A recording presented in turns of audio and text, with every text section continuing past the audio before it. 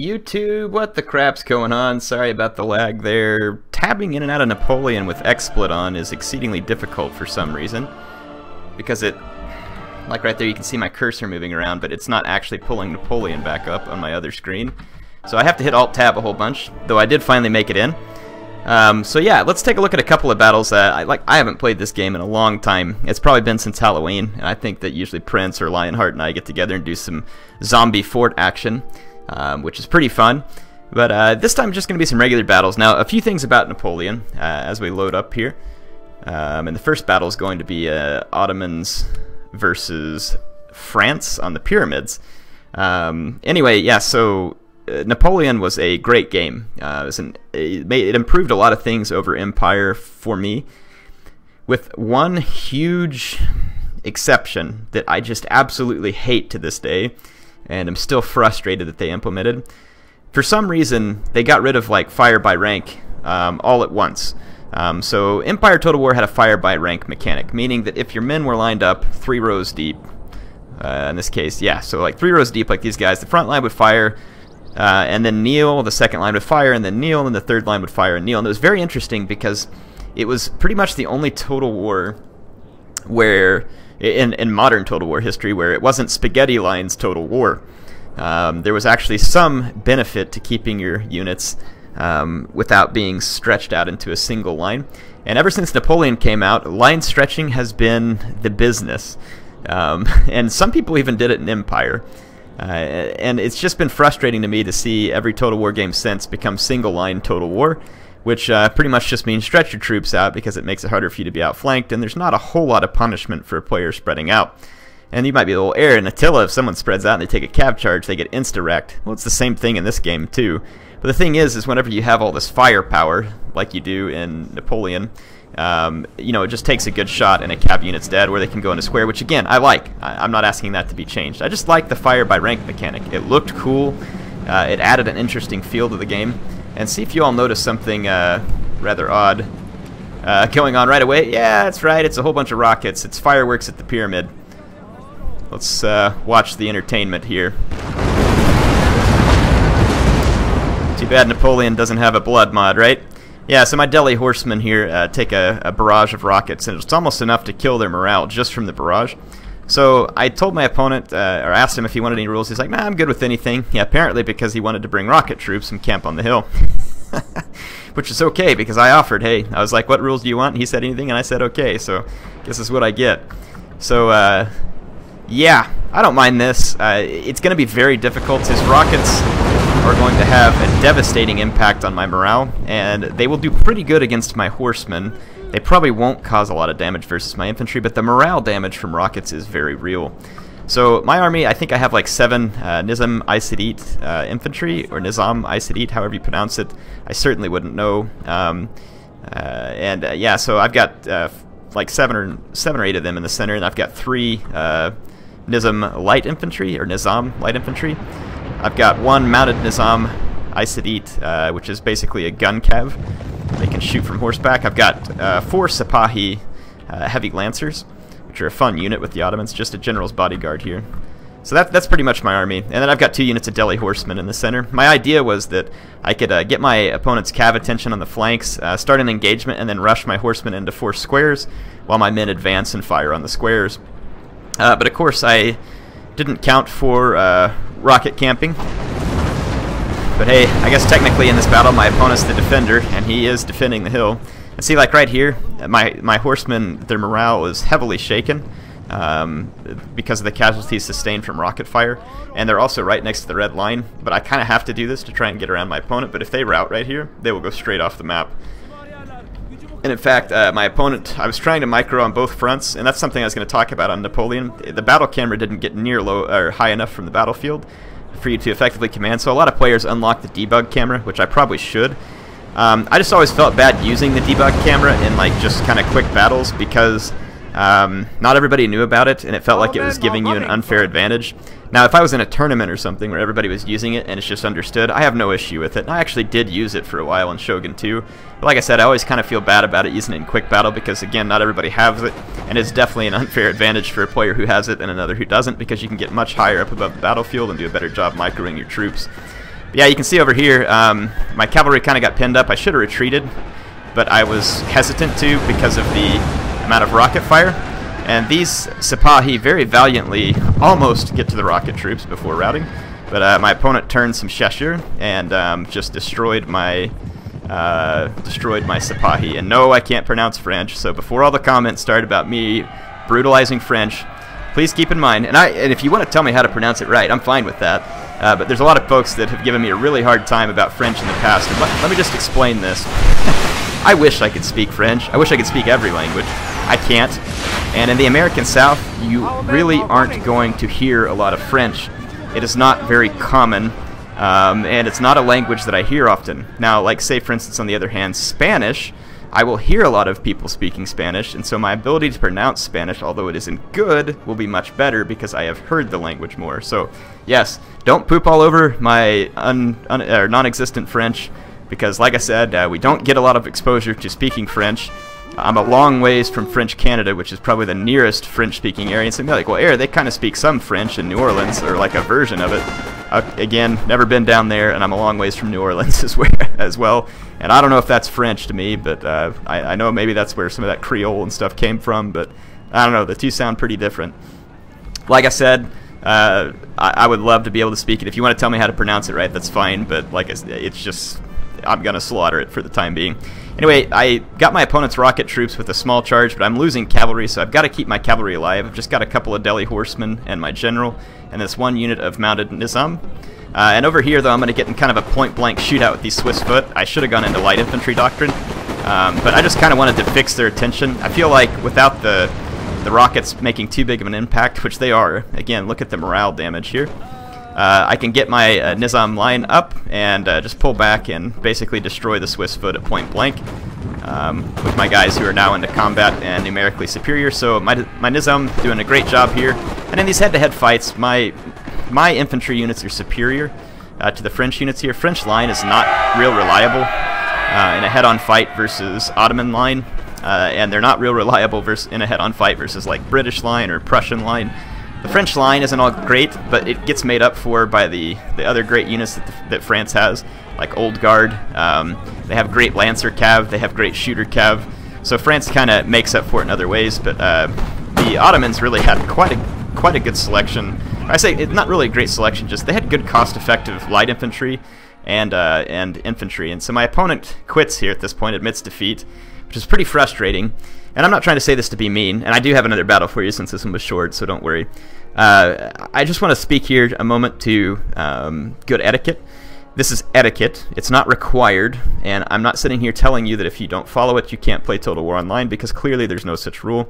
But the etiquette is, my opponent came to the match. I tried to have good etiquette in the sense where I'm like, what rules would you like? He said none, and so I allow no rules, even though I was the one hosting the game. And he brought the rockets, and again, that's fine, not complaining. And you start back on the hill. So at that point, if I come across the map and I start winning, you kind of owe it to me to finish the battle. Not like in a legally binding way, obviously, but I'm just saying, you know, good etiquette.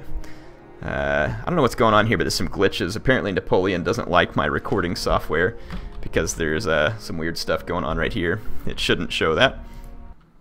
But yeah, Napoleon doesn't act like it likes my new recording software. I guess I could just use Fraps or something, but yeah, so if you're going to join a game, like if you come join someone's game and you want to play an online battle, just finish it. Again, don't bash on my opponents. That's not what I'm doing here. I'm just trying to spread good etiquette to those who may be new to Total War Online. Again, you don't have to follow it, and I'm not on here to gripe you out if you don't follow it. I'm just asking folks in a nice way. If we could follow that etiquette, it would be good. To me, it helps create a more vibrant online community when folks are good in victory and in defeat. So that's pretty much the way to handle it. So I had another battle here because that one wasn't satisfying really for me because I didn't get finished. But it clearly was swinging in my favor by that point. So I hosted another match on the Galatian Ria, which is another map that I greatly enjoy. And this time I'm going to play as France, and my opponent picked the Ottomans, so it's actually a reverse of the last one. So yeah, I didn't play as the Ottomans too often, but they really did have some good armies in the game. So I've got a lot of Chachera Cheval. Again, I know my French is terrible, but But this doesn't mean like hunter on horse or something, like literally translated to English. I could be wrong. And I'm going to really destroy these guys too. Chevaux Léger Lancer, or Léger, whatever. Again, I'm sorry. That's all I can say. So I've got, I think, 3 Lancer Cav. On both flanks, I have a combo of militia and a guard unit. On this flanks, I have a militia and a young guard. And then on the other flank, I have a militia and an old guard. These guys are awesome. Great unit. Very expensive, though, and needs to be used right. Up the center, I've got a 6th Regiment light infantry and 2 chasseurs. And then my line consists of a few fusiliers, or fusiliers, whatever you want to call them. I'm guessing fusiliers is what most people call them. And then I've got a Polish Legion and a Swiss Foot. So I've got 5 line in the center, 3 lights, a militia basically meat shielding for a guard on either flank, 2 shooter cav on either flank to basically harass and distract enemy cav. And then I've got Lancer cav kind of sitting right here in these gaps, one right behind my center, and I'm going to put another one right here in this gap. The idea is to hopefully do some kind of lightning strikes, use my militia to effectively meat shield my guard units, which can then pummel enemy units, and I'm hoping to start wrapping up a flank while the center simply holds, because French light infantry is not very good, and their mainline infantry is not very good. So I'm hoping to use the advantageous units that I have, which are shooter cav and lancers on my flanks. Now that said, the Ottomans can also field some good shooter cav and lancers, so it can very much be a dangerous game for me because their center will most likely be stronger than my own, depending on what my opponent brings. Let's take a look. So right away when my opponent starts, I see some bashy bazooks, or as I like to jokingly call these guys, trashy bazooks. And I only say that just because they're a very cheap unit, but they are very useful. It's just a loving nickname, I guess I gave them. So my opponent has a lot of bashy bazooks here. There's 5 of them. No, 6 of them with nice upgrades. They're cheap units, though, so that's why he can afford the nice upgrades. And he's supporting them with 2 Nizam lines. And then he's got a Seelhalter Guard here, which is a very beefy cav unit that like, almost kind of still looks a little bit medieval. Very cool-looking unit. And yeah, so he's got a Seelhalter Guard there. Again, not sure if I pronounced those right, but... And he actually has 2 of them. Yeah, so there's 2. Very expensive, very tough cav. Great on the charge. His general is here. Ibrahim Basha. I don't know who that guy is, but it is a historical general. And then he's got an odd choice here up the center, 3 Nizam rifles, and they're supporting, I think, 2 or 3 units of Nizam infantry, and then he's got 2 more Seelhalter Guard on the other flank. And basically what my opponent's doing here is pretty common for the Ottomans. He's going to melee rush a flank and try and overwhelm that flank and force me to turn, and that's when he can bring his units in the center. And he may have brought the rifles thinking that he could pick at me from long range to try and draw my center into an engagement while he overloads a flank. That way I'm hesitant to reinforce the one flank. So if he pulls this off right, my opponent has a very nice build, and I like his maneuvering. He's moving his guys up this hill, and he's going to come from downhill. Great idea. I don't like what he's doing, and I'm going to immediately harass with my Chasseur Cheval, which is my shooter cav. This is going to be tricky, though, because I've got some obstacles in my path, and these guys are faster than the Seelhalter Guard. How do you say that? Maybe I'm saying it wrong. Seelhalter Guard. It's like Slaughter Guard, almost. And they are, if you let these guys get a good charge. Yeah, Seelhalter Guard. Yeah, I don't know. I'm trying. Anyway, I'm too late to get shots here because of the terrain. So I try and pull away, but my opponent's already up to charge speed coming downhill. So I'm going to lose a few men here. And then these guys, I try and give them a run order, and they don't run, which is frustrating. I don't have either one of them on skirmish, so this is a blunder on my part. He's getting into my cav without me getting much of a charge, but I have lured his guys down within range of my militia. And getting this expensive cav unit shot by militia is certainly not what you want. Though to my opponent's credit, he killed 7 of my cavalry. I did trade 5 of his, though, and that's certainly a good trade for me. He continues to chase with this one, and he's killed a considerable number of my horse unit here, which this is very bad for me, but because he's pulled back here, I can now support with my other shooter cav and go take pot shots at his guys while they chase my other cav unit. He's moving up slowly in the center, and again, he's got all of his bashy bazooks loaded onto my right flank, intending to overload it. At this point, it was me wishing that I had put my old guard on my right flank, because they would actually scare enemy units while being awesome in melee, but my young guard are going to have to hold the day here. It's time for them to step up and become the old guard. So, yep. Anyway, I decide to just go ahead and take the fight with these guard cav and just start shooting them. And I can pretty much wear these guys out like this. My opponent, though, is reacting, and he's going to send these guys back forward, so I'm going to have to try and make the most of this. Actually, it looks like I'm going to run away again. I should have just stayed and fought and kept shooting. So my opponent here comes with his overloaded melee attack. I'm going to immediately actually fall back with the young guard and let the militia take the brunt of this. Though, granted, I should have let my young guard fire. And I'm going to bring a lancer charge in to disrupt the enemy. My opponent, though, gets this unit into square in time. But I go ahead and give a charge on his Bashi bazooks. Again, just to slow them up and get some shots. This lancer is going to get completely destroyed.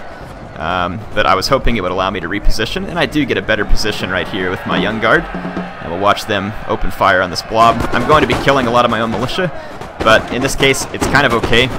I just want to wear down the Bashi bazooks. This front unit has already taken heavy casualties, and my lancers slow down the rest of his guys and basically create a blob, which allows me again to start positioning. So I've got these chasseurs. I'm kind of forming up in a ladder formation. You can see like step, step, step. That way, if my opponent does keep coming at me in melee, I'll eventually wear his troops down with fire. And you can see here my militia being shot by my own men as they rout. Very polite of me. The young guard are merciless, apparently. I should have countercharged as well, probably. But yeah, my young guard are going to get owned here. they're getting hit by 4 Bashi bazooks. But just like I was mean to my militia, my chasseurs now are going to be completely heartless to my own young guard and fire straight into the back of them. The friendly fire is real, folks. But it's time for the young guard to grow old and die all in the same day. My opponent's cavalry, meanwhile, has been tied down back here with trying to catch my mounted horsemen or my mounted gunmen, and they have. But I'm starting to bring lancers over to support, and my opponent has yet to push up in the center and really can't. I've got too much here, and I have a good hill position.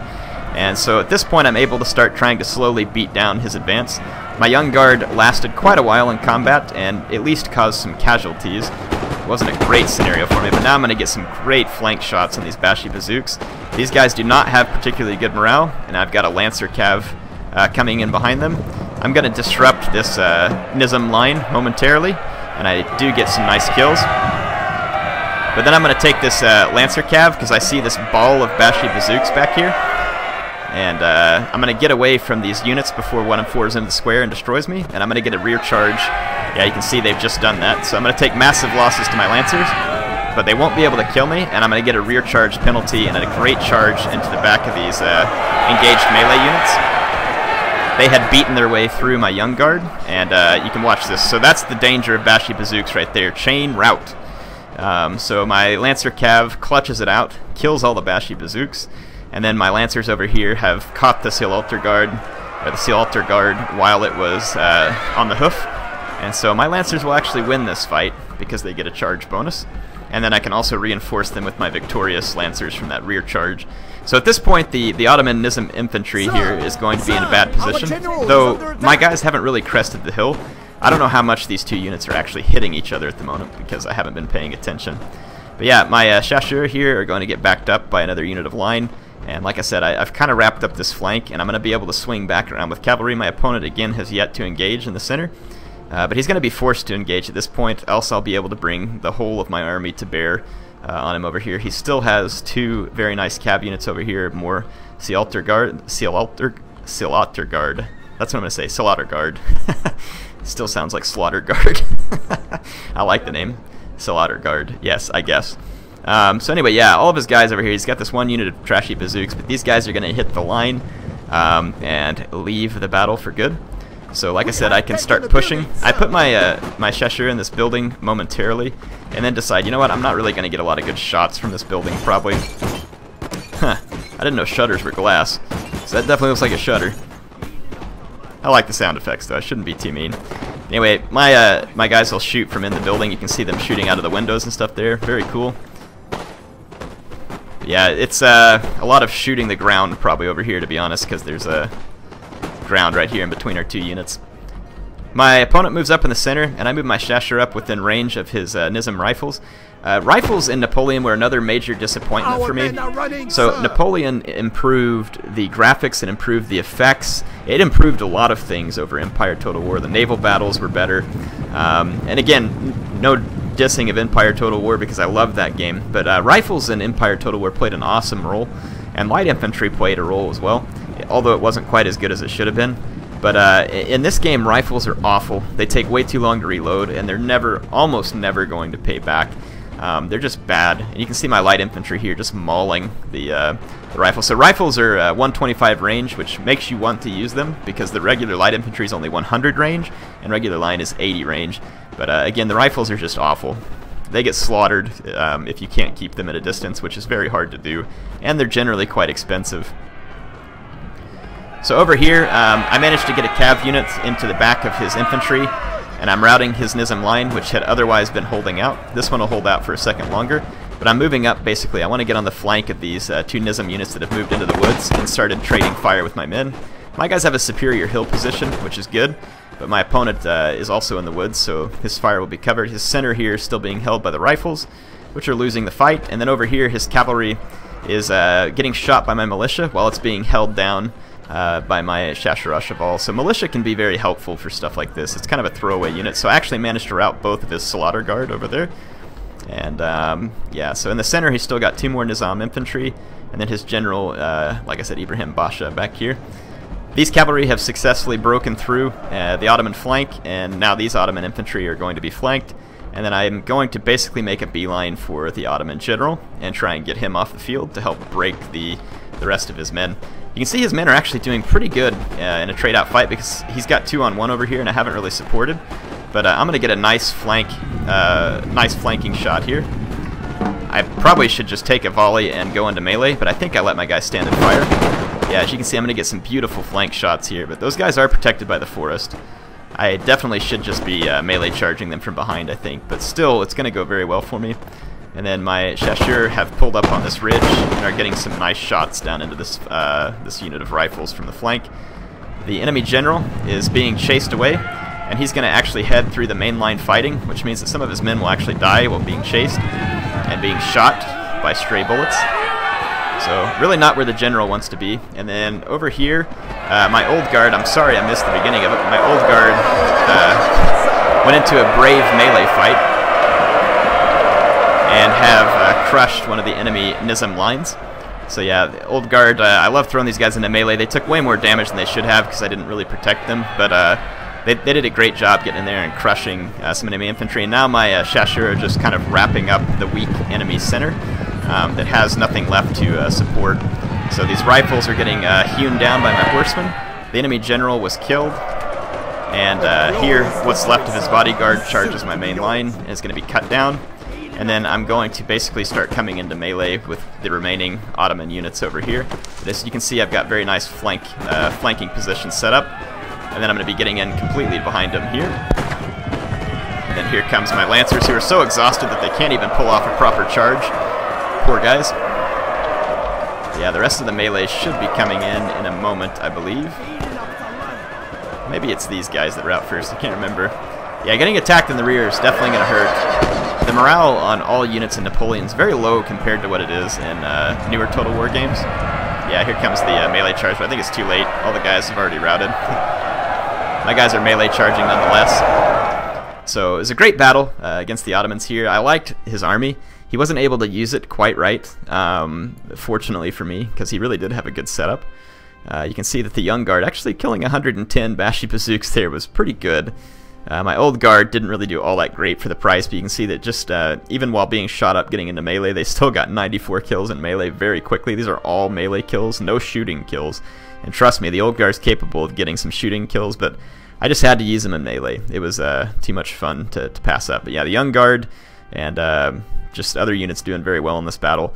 A lot of fun. Hope y'all enjoyed some look back to Napoleon. Definitely a classic game in the Total War series. If you don't have it, it's not very expensive, and it's a lot of fun. It introduced some interesting things, like it's kind of, it wasn't the first time, but it had some nice mini campaigns to it. Medieval 2 had some mini campaigns as well. But you have like the Peninsular campaign, which just focuses in Spain, which was very cool. And then the way the rest of the campaigns worked as well was also very neat. So you had Napoleon's campaigns. So you could do like a tutorial, and then Italy was kind of an easy campaign, and Egypt, and then Europe, and so it kind of worked its way up. It was a lot of fun. I have beaten these in the past, by the way. Europe's not unlocked because I beat it and then I've uninstalled the game since then. But yes, it's very, very much a fun game to play. So yeah, it's a great one to pick up if you're a Total War fan and maybe you started in like Rome 2 or Attila and you're looking for something different that's still a lot of fun to play. Napoleon was a great game. Anyway, HeirofCarthage, signing off for now. I will see you back soon.